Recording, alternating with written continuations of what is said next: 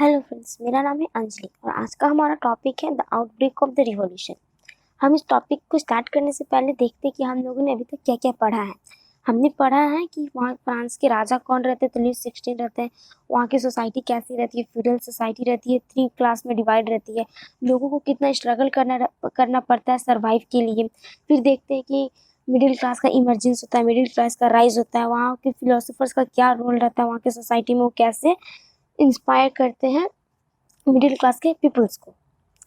ठीक है, चलिए हम अपना आज का टॉपिक स्टार्ट करते हैं। King Louis 16 wants to increase tax. याद कीजिए, हमने इम्पीटी ट्रेजरी रीजन में पढ़ा था कि राजशाही खजाना उस खजाने को भरने के लिए राजा और भी ज़्यादा टैक्स इंक्रीज करना चाहते थे, और भी ज़्यादा टैक्स इम्पोज करना चाहते थे। अब उसी टैक्स को इम्पोज करने के लिए राजा जो है 5 मई 1789 को स्टेट्स जनरल की meeting to pass proposal for new taxes, वो न्यू टैक्सेस को प्रपोजल को पास करवाने के लिए स्टेट जनरल की मीटिंग बुलाते। मीटिंग कहाँ है, कहाँ बुलाई जाती है, तो वर्साइलेस के एक हॉल में बुलाई जाती है। ठीक है, स्टेट जनरल की मीटिंग क्यों स्टेट जनरल की ही मीटिंग बुलाई जाती है? देखिए, उस समय क्या था कि राजा के पास पावर्स तो होते थे कि वो किसी भी चीज़ को इम्प्लीमेंट कर सकता है, मगर ये ना बिना स्टेट जनरल की मीटिंग के बिना नहीं किया जा सकता था। Can't impose tax without the meeting of state general. ये ऐसा नियम ही था कि कुछ भी इम्प्लीमेंट करने के लिए, लाने के लिए स्टेट जनरल का मीटिंग होना बहुत ज़्यादा जरूरी है। ठीक है, ये मीटिंग कब हो रही थी? 5 मई 1789 को। किसके अंडर में? लुईस 16 के अंडर में हो रही थी। इसके पहले जो मीटिंग हुई भी रहती है ना, स्टेट जनरल की मीटिंग, वो 1614 में हुई भी रहती है। उसके बाद से कोई भी स्टेट जनरल की मीटिंग नहीं होती है। स्टेट जनरल क्या थे? They were political body with representatives of 3 states and class. मतलब कि हमने पढ़ा था कि सोसाइटी जो है 3 क्लास में डिवाइड है, तो स्टेट जनरल में वैसे ही लोग रहते हैं ना, वही लोग रहते हैं जो इन्हीं 3 क्लास को रिप्रेजेंट करते हैं। यानी कि इन्हीं 3 क्लास के ही मेंबर्स रहते हैं, रिप्रेजेंटेटिव्स रहते हैं। स्टेट जनरल इन 3 क्लास के रिप्रेजेंटेटिव रहते हैं। तो जिसमें से ना फर्स्ट स्टेट और सेकेंड स्टेट, इन दोनों स्टेट में से टोटल 300 रिप्रेजेंटेटिव रहते हैं हर एक क्लास से। यानी कि फर्स्ट क्लास के पीपल्स कितने रिप्रेजेंटेटिव? 300। सेकेंड क्लास के कितने रिप्रेजेंटेटिव है? 300। ठीक है, और थर्ड क्लास के जो मेंबर रहते हैं वे टोटल 600 रिप्रेजेंटेटिव रहते हैं। वे अकेले 600 रिप्रेजेंटेटिव रहते हैं। अब यहाँ पे हमें एक चीज देखने के लिए मिलता है ना कि इस मीटिंग में भी इक्वालिटी नहीं है। इस मीटिंग में भी ना अमीर और गरीब के बीच में फासला है, अंतर देखा गया। कैसे? कि जो अमीर अपर 2 क्लासेस लोग थे, उन लोगों की बैठने की व्यवस्था थी, बहुत अच्छी व्यवस्था थी। उन्हें आदर के साथ बैठाया जाता है, सीटेड इन अ रो। ठीक है, प्लस दूसरी ओर देखिए, जो थर्ड क्लास के पीपल हैं, जो गरीब व्यक्ति है, थर्ड स्टेट है, उन लोगों की बैठने की कोई व्यवस्था नहीं रहती है। उन लोगों को खड़ा होना पड़ता है पीछे, स्टैंड एट बैक। वे लोग पीछे खड़े थे और सारा मीटिंग उन्हें खड़े खड़े ही अटेंड करना। उसके थर्ड स्टेट में ना वैसे रिप्रेजेंटेटिव रहते हैं ना जो पढ़े लिखे रहते हैं, या कह सकते हैं कि representative by prosperous and educated people.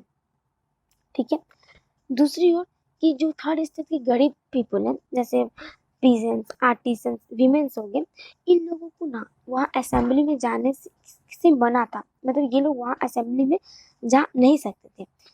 They were not allowed to the assembly. जिसके कारण क्या होता है कि उन लोगों का जितना भी डिमांड रहता है, वे अपने डिमांड को एक लेटर में लिखते हैं और अपने रिप्रेजेंटेटिव को देते हैं, और वे रिप्रेजेंटेटिव उनके लेटर्स को लेकर उस जनरल मीटिंग में आते हैं। तो लगभग 40,000 लेटर्स रहता है। अब समझते हैं voting in state general meeting, यानी कि स्टेट जनरल में वोटिंग सिस्टम कैसा था। तो उस समय था वोटिंग का system, each state had 1 vote, यानी कि हर एक स्टेट से 1 वोट आएगा। देखिए, अभी का वोटिंग सिस्टम क्या है कि हर एक व्यक्ति अपना 1 वोट देगा। ये प्रत्येक व्यक्ति का 1 वोट अपना वोट है। मगर उस समय जो था ना, थोड़ा सिस्टम उल्टा चलता था। हर एक स्टेट अपना 1 वोट देगा, यानी इसका मतलब फर्स्ट स्टेट का 1 वोट, सेकेंड स्टेट का 1 वोट, थर्ड स्टेट का 1 वोट। ठीक है, जिसके कारण क्या होता है ना कि थर्ड स्टेट के जो पीपल हैं वे इक्वल वोटिंग राइट्स का डिमांड करते हैं। क्यों राइट्स का डिमांड करते हैं? क्योंकि देखिए, भले थर्ड स्टेट का नंबर जो रिप्रेजेंटेटिव 600 हो, मगर उनको वोटिंग एक ही मिल रहा है, वोटिंग राइट उनकी तरफ से वोट सिर्फ एक जा रहा है। हमारे जो अपर टू क्लासेस के पीपल रहते हैं, अपर टू क्लासेस के रिप्रेजेंटेटिव रहते हैं, भले नंबर में भी कम है मगर उनकी तरफ से वोट ज़्यादा जा रहा है। कैसे? फर्स्ट क्लास का एक वोट हो गया, सेकेंड क्लास का एक वोट हो गया, तो दोनों मिलाकर उनकी तरफ से टोटल वोट कितना जा रहा है? 2। और थर्ड क्लास की तरफ से वोट कितना जा रहा है? तो सिर्फ एक ही जा रहा है, जिसके कारण जो थर्ड क्लास के पीपल रहते हैं, थर्ड स्टेट्स के जो रिप्रेजेंटेटिव रहते हैं, वे इक्वल वोटिंग राइट्स डिमांड करते हैं। वे चाहते थे कि एक ऐसा सिस्टम हो जहां हर एक मेंबर का एक वोट हो, each member would have 1 vote.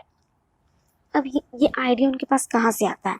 तो हमने अपने पिछले वीडियो में पढ़ा था, पिछले क्लास में पढ़ा था कि मिडिल क्लास जो रहते हैं वे इंस्पायर्ड रहते हैं फिलोसोफर से। तो उन्हीं में से एक फिलोसोफर रहते हैं रोसो, जिन्होंने द सोशल कॉन्ट्रैक्ट नामक बुक लिखी थी, और उसी बुक में इन्होंने डेमोक्रेटिक, इक्वल वोटिंग राइट्स, इन सब के आइडियाज दिए थे। तो थर्ड स्टेट के पीपल जो रहते हैं ना, ये इन्हीं के बुक से, इसी आइडिया से इंस्पायर्ड रहते हैं, और वे यहाँ पर इसीलिए इक्वल वोटिंग राइट्स डिमांड करते हैं।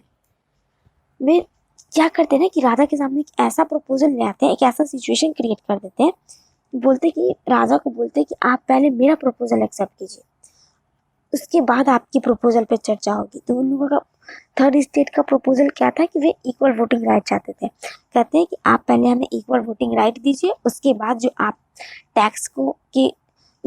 आपका टैक्स का प्रपोजल है उस पर चर्चा होगी बाद में। इसका मतलब क्या होता है? इसके बाद क्या होता है कि राजा जो है रिजेक्टेड द प्रपोजल। राजा बोलते हैं कि नहीं, मुझे ये मान्य नहीं है, मुझे ये स्वीकार नहीं है, कुछ चेंजमेंट नहीं होगा, जैसे चलता है वैसे ही चलते रहेगा। तो राजा जो है प्रपोजल को एक्सेप्ट नहीं करते, रिजेक्ट कर देते हैं, जिसके कारण क्या होती है ना, थर्ड स्टेट गुस्सा में आ जाते हैं और वे बॉयकॉट करते हैं, उस असेंबली का बॉयकॉट करते हैं और वहाँ से चले जाते हैं। कहाँ जाते हैं? तो indoor tennis court, hall of indoor tennis court in Versailles के ही टेनिस कोर्ट में चले जाते हैं। किस लिए जाते हैं? टेनिस खेलने के लिए नहीं जाते हैं। वहाँ जाकर 20 जून 1789 को नेशनल असेंबली का फॉर्मेशन करते हैं। ठीक है, 20 जून 1789 को नेशनल असेंबली का फॉर्मेशन करते हैं, और वे लोग ये प्रण लेते हैं ना कि वे लोग उस जगह को तब तक नहीं छोड़ेंगे जब तक एक कॉन्स्टिट्यूशन ना बना ले। कॉन्स्टिट्यूशन क्यों बनाना चाहते थे? कॉन्स्टिट्यूशन इसलिए बनाना चाहते थे ना कि ताकि वे चाहते थे कि एक ऐसा सोसाइटी हो जहाँ हर चीज़ एक रूल्स और रेगुलेशन के अकॉर्डिंग हो, इक्वल राइट्स हो, इक्वल लॉज सभी को मिले, हर एक को इक्वली ट्रीट किया जाए, हर एक को फ्रीडम मिले। इसलिए वे चाहते थे कि एक ऐसा कॉन्स्टिट्यूशन बनाना चाहते थे। पहले क्या था कि जो डॉक्ट्रिन ऑफ डिवाइन था, वे पावर को सेंट्रलाइज कर देता था, केंद्रित कर देता था, सीमित कर देता था राजा तक की। मगर ये चाहते थे कि नहीं, सेंट्रलाइजेशन ऑफ पावर नहीं होना चाहिए, डिसेंट्रलाइजेशन ऑफ पावर होना चाहिए, पावर्स का डिवीजन होना चाहिए। इसलिए वे कॉन्स्टिट्यूशन ड्राफ्ट करते हैं। ठीक है, देखिए यहाँ पे 20 जून 1789, ये डेट याद रखिएगा। 1789 और हमारा जो रिवॉल्यूशन स्टार्ट होता है वो होता है 14 जुलाई 1789 को। तो सिचुएशन जो है आसपास का ही समय है। ठीक है, अब आगे देखिए क्या होता है। Led by Mirabeau and Abbe Sieyes. Mirabeau कौन थे? तो मिराबियो एक नॉर्मल आदमी थे ही, वे नोबल फैमिली में उनका जन्म होता है, नोबल क्लास को बिलोंग करते थे। वे एनालाइज करते हैं ना कि जो थर्ड क्लास का जो डिमांड है, थर्ड क्लास जिस चीज़ की डिमांड करे वो सही डिमांड करती है। वे देखते हैं कि सही में मतलब सोसाइटी में उनके साथ अच्छा व्यवहार नहीं किया जा रहा, बहुत ज़्यादा डिस्पैरिटी है, डिस्क्रिमिनेशन है सोसाइटी में। तो वे थर्ड क्लास का जो आइडिया रहता, जो उनका प्रपोजल रहता है, वे उसको सपोर्ट करते हैं और वे थर्ड क्लास की हेल्प करते हैं कॉन्स्टिट्यूशन को ड्राफ्ट करने में, बनाने में। एबिसियस कौन थे? एबिसियस प्रीस्ट रहते हैं, पादरी रहते हैं। वे भी इनके थर्ड क्लास के पीपल के आइडिया से, जो मतलब कि उनका प्रपोजल जो रहता है उससे इम्प्रेस्ड रहते हैं, और वे इनकी हेल्प करते हैं कॉन्स्टिट्यूशन को ड्राफ्ट करने में। एबीसीएस ने एक पैम्पलेट लिखा था जिसका नाम था what is the third state. इस इस पैम्पलेट में ना इसमें थर्ड उन्होंने थर्ड स्टेट के बारे में बताया कि थर्ड स्टेट क्या है ये होता। अब देखिए एक तरफ तो ये सब चल रहा है, एक तरफ जनरल मीटिंग्स हो रही थी जो राजा ने बुलाया था जिसको थर्ड क्लास के पीपल ने बॉयकॉट किया था और नेशनल असेंबली बनाते हैं, एक कॉन्स्टिट्यूशन ड्राफ्ट करते हैं। दूसरी ओर वहाँ की सोसाइटी में क्या हो रहा था, तो चलिए देखते हैं कि वहाँ की सोसाइटी में क्या हो रही थी।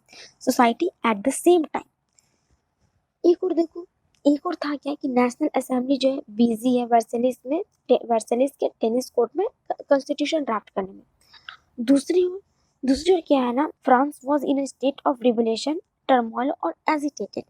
मतलब कि वहाँ की जो फ्रांस की जो जनता है बहुत ज्यादा गुस्साई हुई थी, उनमें उथल पुथल मची हुई थी, खलबली मची हुई थी। अब जो थी प्रजा वो क्यों गुस्साई हुई थी, आगे हम देखते हैं। जैसा हमने पिछले टॉपिक में पढ़ा था कि वहाँ का जो प्रोडक्शन है वो खराब हो जाता है। प्रोडक्शन मतलब कि प्रोडक्शन उतनी अच्छी नहीं हो पाती। क्यों नहीं हो पाती है, क्योंकि उस समय ना बहुत ज़्यादा ठंड ठंड का मौसम रहता है और ठंड बहुत ज़्यादा रहती है, सीवियर विंटर, जिसके कारण क्या होता है ना, बहुत ज़्यादा ठंड रहती है जिसके कारण जो वहाँ का फूड ग्रेन्स का प्रोडक्शन जो होता है अच्छा नहीं हो पाता है। एज अ रिजल्ट क्या होता है कि फूड ग्रेन्स का प्राइसेस बढ़ जाता है।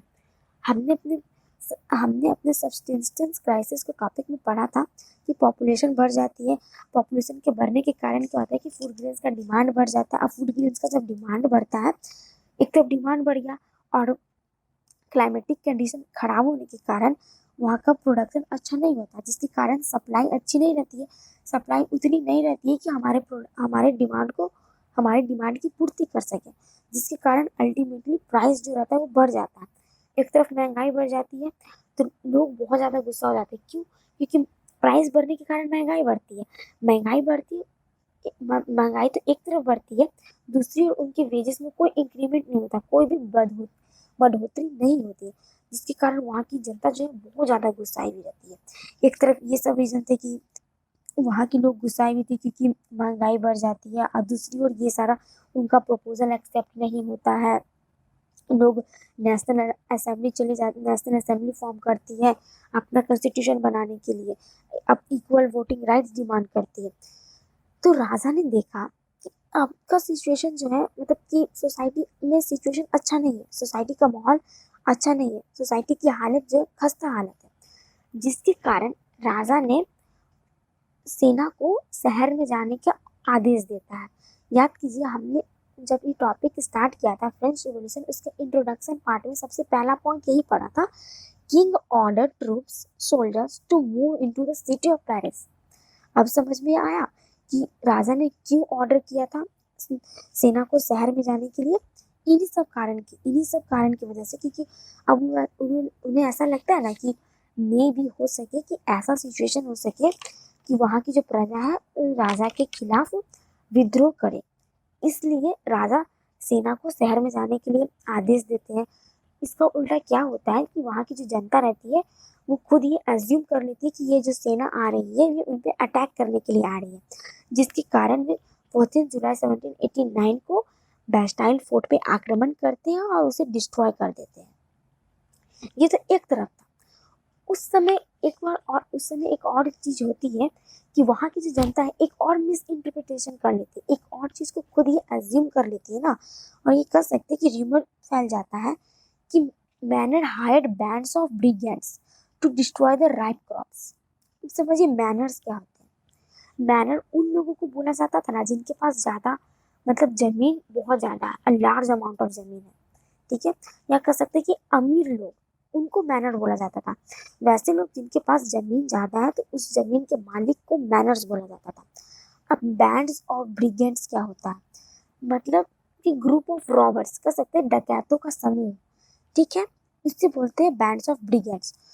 तो उस समय लोगों के बीच में ये अफवाह फैल गई थी ना कि जो मैनर्स है उन्होंने ये डकैतों को कहा है कि जाकर गरीब लोगों के पीजेंट्स आर्टिजन्स, ये लोगों के जो क्रॉप्स है उसको डिस्ट्रॉय कर दे, तहस नहस कर दे, जिसके कारण क्या होता है कि वहाँ की जो आम जनता रहती है, पीजेंट्स आर्टिजन्स ये सब जो रहते हैं, अटैक ऑन चैटेक्स, चैटेक्स पे अटैक करते हैं। चैटेक्स क्या है? एक फ्रेंच वर्ड है जिसका इंग्लिश में मीनिंग होता है कैसल। कैसल का मतलब कि जो राजा या किसी अमीर व्यक्ति का महल, किला या दुर्ग जिसको बोलते हैं ना, वो होता है। तो आम जनता जो रहती है, पीजेंट्स लोग रहते हैं, जो कैसल पे जाके अटैक करते हैं और बहुत सारे वैसे वैसे जगह को लूटते हैं ना जहाँ पर फूड ग्रेन स्टोर किया जाता था, उस जगह को लूटते हैं, वहां से फूड ग्रेन्स को लूट के लेके जाते हैं और वहाँ के जो भी डॉक्यूमेंट्स रहते हैं उन सभी डॉक्यूमेंट्स को जला देते हैं। एक तरफ क्या हो रहा है कि लोग जो है, पीजेंट्स लोग जो है, थर्ड क्लास के मेंबर्स जो है, वे लोग आक्रमण कर रहे हैं हर जगह।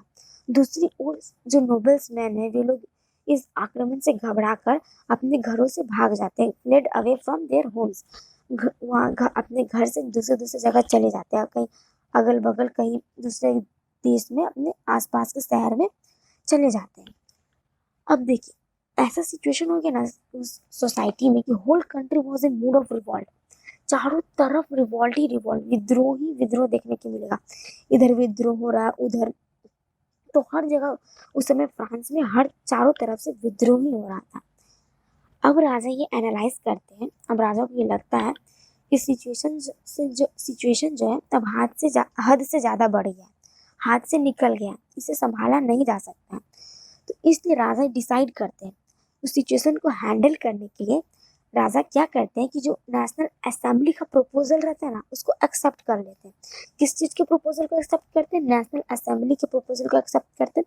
क्या टॉपिक रहता है कि उन्होंने जो कॉन्स्टिट्यूशन ड्राफ्ट किया था, उस कॉन्स्टिट्यूशन को एक्सेप्ट कर लेते हैं राजा। अब देखिए, कॉन्स्टिट्यूशन एक्सेप्ट हो गया, राजा ने कॉन्स्टिट्यूशन को स्वीकार कर लिया, तो उसके बाद ना कुछ कुछ चेंजमेंट होते हैं सोसाइटी में। क्या चेंजमेंट आते हैं, देखते हैं। पहला changement, feudal system and taxes were abolished. जैसा कि हम लोग ने पढ़ा था कि सोसाइटी फ्यूडलिज्म सोसाइटी थी, फ्यूडलिज्म, हाँ, जैसा कि हमने पढ़ा था कि सोसाइटी जो थी फ्यूडलिज्म सोसाइटी थी, वहाँ फ्यूडल सिस्टम था। तो कॉन्स्टिट्यूशन एक्सेप्ट होने के बाद जो फ्यूडलिज्म था उसको खत्म कर दिया जाता है, जो टैक्सेस था उसको हटा दिया जाता है। कब हटाया जाता है? 4 अगस्त 1789 को हटाया जाता है। कौन हटाता है? तो नेशनल असेंबली द्वारा ये सब अबॉलिश कर दिया जाता है, हटा दिया जाता है।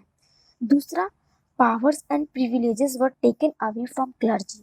जैसा कि हम लोगों ने पढ़ा था कि अपर टू क्लास के पीपल्स को ना कुछ पावर्स रहते हैं, कुछ प्रिविलेजेस इंजॉय करते हैं वे लोग बाय बर्थ। तो अब इन सब पावर्स प्रिविलेजेस को खत्म कर दिया जाता है। इन सब, अब उन लोगों को ऐसा नहीं रहता है कि अब अभी भी इन लोगों को ये सारी फैसिलिटी प्रोवाइड की जाएगी, नहीं, ऐसा कुछ नहीं रहता है। इन सबको खत्म कर दिया जाता है। तीसरा, तिथिस अबॉलिश्ड हो गया। तिथिस क्या था? तिथिस एक तरीके का टैक्स था जो क्लर्जी पीजेंट से चार्ज करती थी, तो उसको भी खत्म कर दिया जाता है। Land owned by church confiscated. जो चर्च के अंडर में जितना भी जो लैंड रहता है, जमीन रहता है, उस जमीन को क्या कर लिया जाता है, उनसे ले लिया जाता है, और जो भी गरीब जनता रहती है वहाँ की, उसमें बांट दिया जाता है। ठीक है, तो आज हमने क्या पढ़ा कि वहाँ की सोसाइटी में मतलब कि राजा जो रहते हैं, वे फर्दर टैक्स को बढ़ाने के लिए स्टेट जनरल की मीटिंग बुलाते हैं। वहाँ पे स्टेट जनरल की मीटिंग बुलाते हैं, उस मीटिंग में जो रहते हैं थर्ड क्लास के रिप्रेजेंटेटिव रहते हैं, एक राजा के सामने इक्वल वोटिंग राइट्स का प्रपोजल रखते हैं। राजा एक्सेप्ट नहीं करते, जिनके कारण वे थर्ड क्लास के मेंबर लोग जो रहते हैं वे उस मीटिंग को बॉयकॉट करते हैं और एक अपना नेशनल असेंबली बनाते हैं, कॉन्स्टिट्यूशन ड्राफ्ट करते हैं। फिर बाद में सिचुएशन बहुत ज़्यादा वर्स्ट हो जाता है। बाद में जो राजा रहते हैं उसको इस कॉन्स्टिट्यूशन को एक्सेप्ट कर लेते हैं, और इस कॉन्स्टिट्यूशन को एक्सेप्ट होने के कारण बहुत सारे चेंजेस आते हैं सोसाइटी में। कॉन्स्टिट्यूशन के एक्सेप्ट होने के बाद जो बाद का क्या सिचुएशन रहा होगा, कॉन्स्टिट्यूशन एक्सेप्ट होने के बाद वहाँ की सोसाइटी कैसी होगी, ये हम अपने नेक्स्ट वीडियो में पढ़ेंगे। यानी कि हमारे नेक्स्ट टॉपिक में हम लोग पढ़ेंगे कि France becomes a constitutional monarchy, power का डिवीजन हो जाता है। ये हमारा नेक्स्ट टॉपिक होगा। आपके लिए आज एक क्वेश्चन है, इस क्वेश्चन का आंसर आप हमें कमेंट बॉक्स में जरूर बताना। क्वेश्चन ये है कि on which date did the members of the third state assemble in the Versailles indoor tennis court. ठीक है। इस टॉपिक के नोट्स का PDF आपके लिए डिस्क्रिप्शन बॉक्स में अवेलेबल है, एक बार वहाँ जाकर ज़रूर चेक करें। इससे क्या होगा कि इससे आपका टॉपिक और भी ज़्यादा अच्छे से क्लियर हो जाएगा। सारे टॉपिक जितने डाउट्स अगर होंगे वो सारे क्लियर हो जाएंगे और आपके टॉपिक पे बहुत अच्छा कमांड हो जाएगा।